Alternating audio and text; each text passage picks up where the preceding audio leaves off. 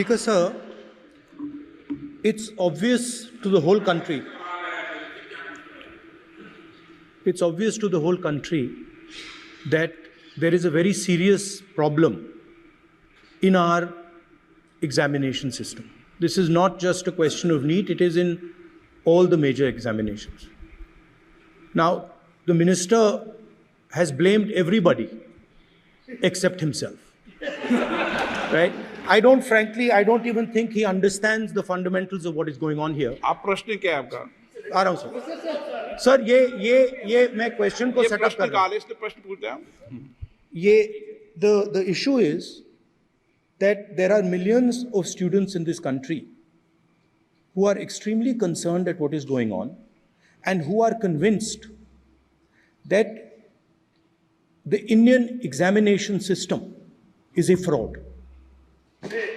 That is what is at stake here.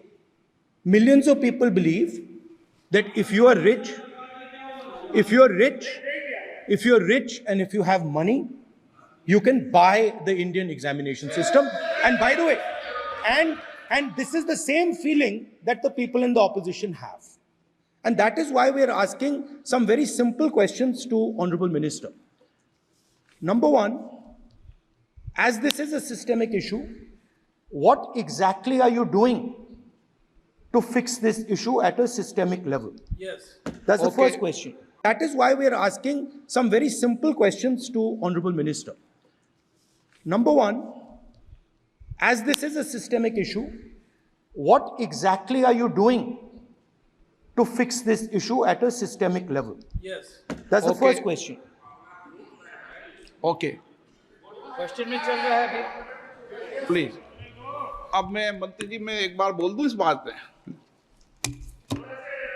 चलो मंत्री जी आप शॉर्ट में जवाब दो, फिर मैं बोल ही देता हूं। आज आप शॉर्ट में जवाब देना। अध्यक्ष महोदय, मेरे जो शिक्षा है, मेरे जो संस्कार है, मेरे जो सामाजिक जीवन है, मेरे को मेरे राज्य की, मेरे सूबे की जनता की स्वीकृति मिली है। मैं किसी की, मेरे बौद्धिक और मेरे संस्कार की सर्टिफिकेट मेरे को सारी सदन में किसी से नहीं चाहिए।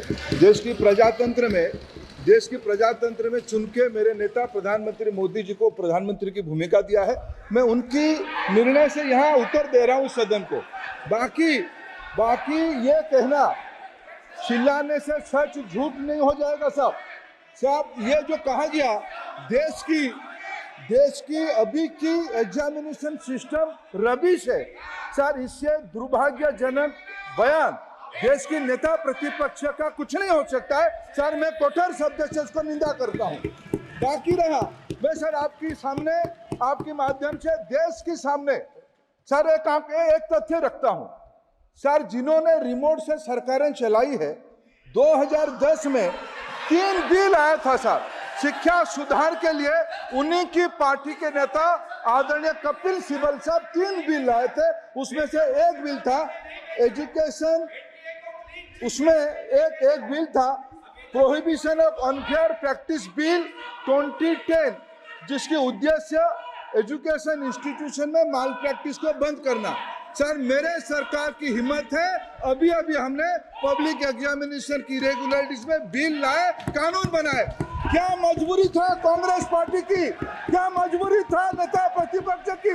उन्होंने उस बिल को उल्टा किया, किसकी दबाव में उल्टा किया? क्या निजी मेडिकल कॉलेज की दबाव में, उनकी घूसखोरी की दबाव में उन्होंने उस बिल को उल्टा किया था? सच सुनने की सामने है। ये मैं किसी की विद्वता पे प्रश्न नहीं उठाता हूं, लेकिन सच 2010 में शिक्षा सुधार की बिल उन्हीं की सरकार ने लाया था, दबाव में उन्होंने उल्टा किया। ये हमको प्रश्न पूछते हैं।